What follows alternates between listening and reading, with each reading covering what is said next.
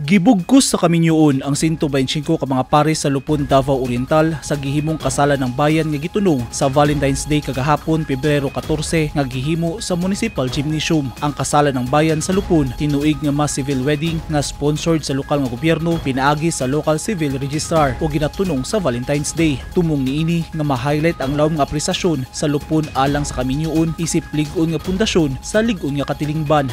Na siya nagasaad nga higugmaon ka. Sa Kidapawan City, 41 sab ka pares ang dungang gikasal atol sa kasalan ng bayan kagahapon sa buntag nga gihimo sa City Plaza. Mismong si Mayor Jose Paulo Evangelista ang mikasal sa mga couple. Giabaga na sa mayor ang sinumar kon Certificate of No Marriage ug pagparisto sa magpares. Nang hatag sab og regalo, cake ug wine sa mga kinasal. Nagpaabot silang kinasing-kasing nga pagpasalamat ang mga magtiayon, ginikanan, ninong ug ninang kay Mayor Evangelista kay tungod sa lokal nga gobyerno nahimo na nga lehitimo o legal ang panag-uban sa magkopol.